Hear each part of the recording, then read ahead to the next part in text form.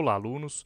Sejam bem-vindos a mais uma aula e a última aula do curso sobre a forma dos atos processuais. Muito obrigado a você que acompanhou até o dia de hoje.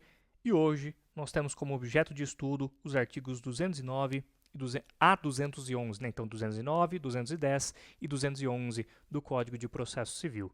Mais uma vez, nós estamos aqui, como na aula passada, tratando dos atos do escrivão ou chefe de secretaria.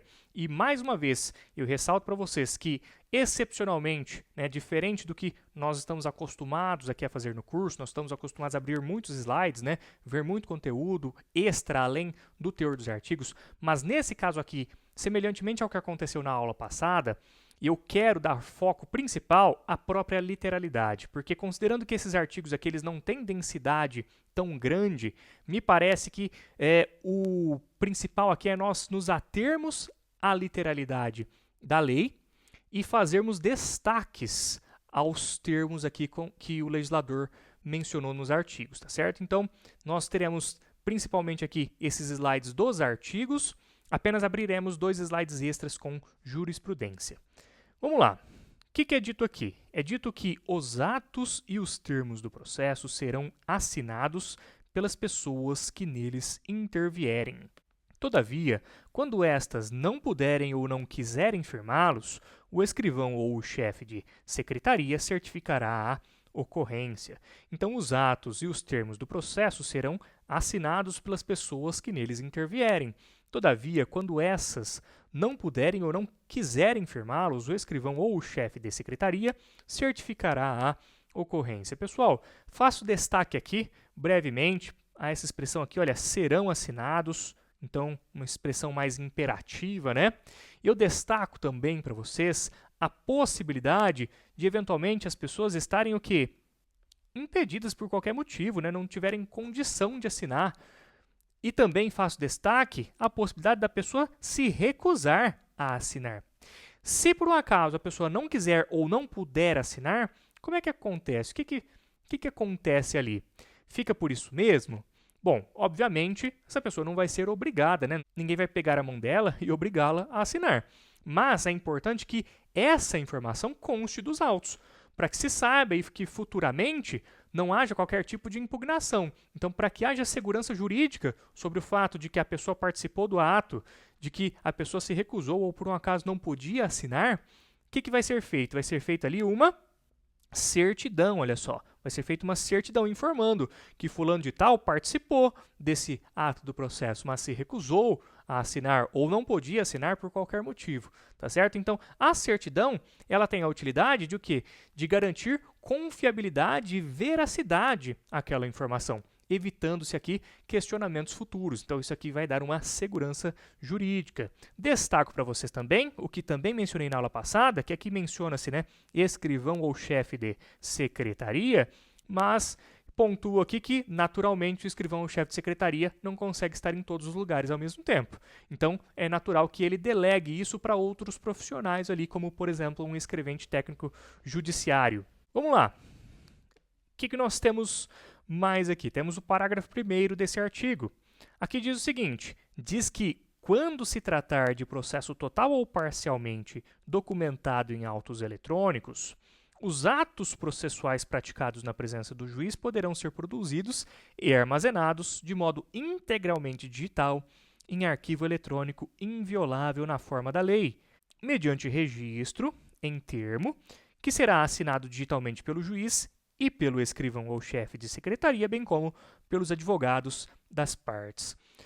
Então, quando se tratar de processo total ou parcialmente documentado em autos eletrônicos, os atos processuais praticados na presença do juiz poderão ser produzidos e armazenados de modo integralmente digital, em arquivo eletrônico inviolável na forma da lei, mediante registro em termo que será assinado digitalmente pelo juiz e pelo escrivão ou chefe de secretaria, bem como pelos advogados das partes.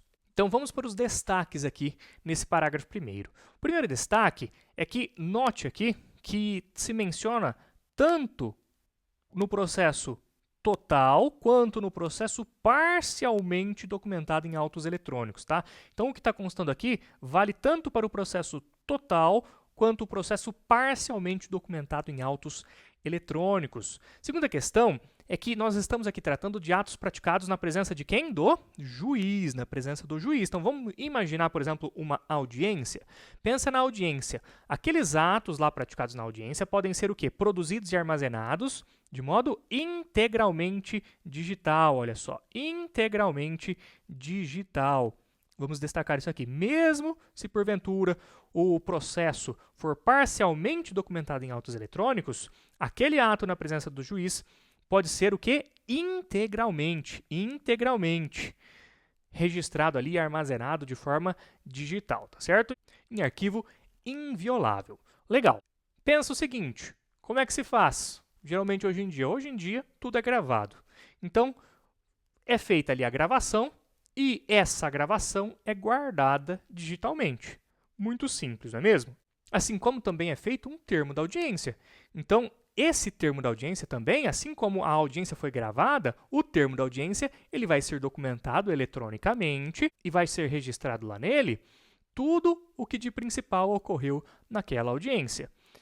Esse termo, ele, segundo esse artigo, deve ser assinado por quem? Pelo juiz, pelo escrivão ou chefe de secretaria, valendo aqui aquela observação, que pode ser um outro profissional, e também aqui menciona pelos advogados das partes, olha só. E é muito importante que os advogados das partes, eles de fato leiam o que está no termo de audiência.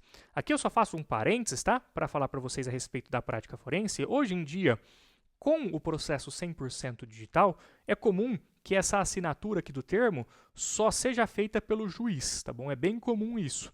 Mas vamos frisar o que está aqui na lei, que a lei fala a respeito da assinatura do juiz, do escrivão ou chefe de secretaria e também dos advogados. E é importante, eu friso mais uma vez, que os advogados se atenham para o teor do termo de audiência. Por quê?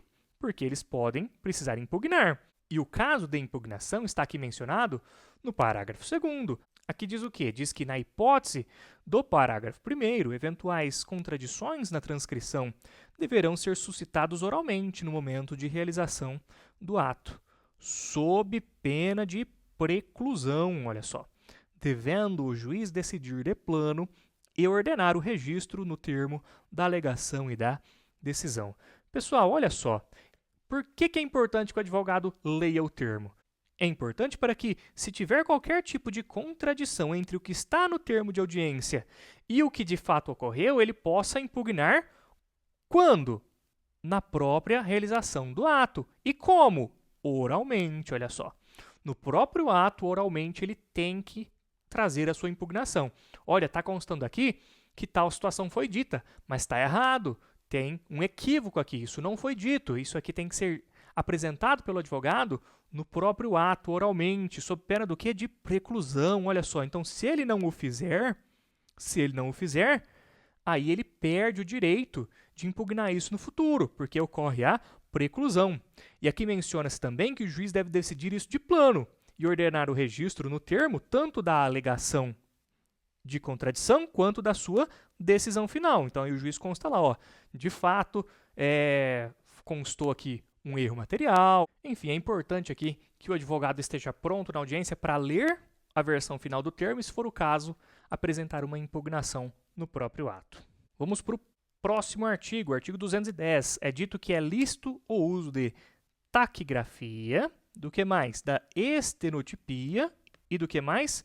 Ou de outro método idôneo em qualquer juízo ou tribunal. Professor, o que é taquigrafia? O que é estenotipia? Taquigrafia e estenotipia são métodos de escrita rápida e em tempo real, tá certo? Através da utilização de símbolos. Então, eles permitem, esses métodos aqui, que tudo o que foi dito lá na audiência seja registrado em tempo real. A taquigrafia ela é feita à mão. Já a estenotipia ela é feita utilizando-se de uma máquina chamada estenótipo, tá?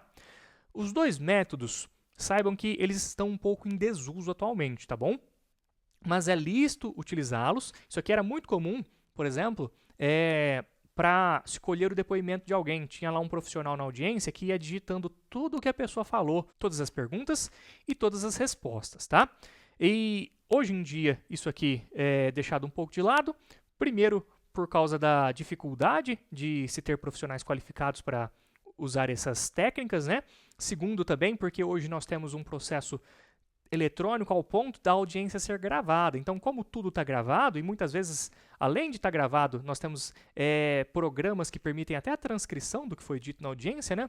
Essas técnicas acabam ficando um pouquinho de lado, mas é lícito utilizá-las. Vamos lá, o que mais que nós temos aqui?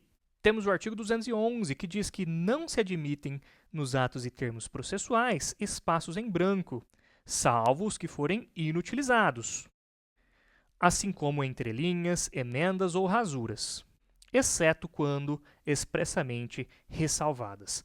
Pessoal, esse último artigo, ele traz o cuidado do quê?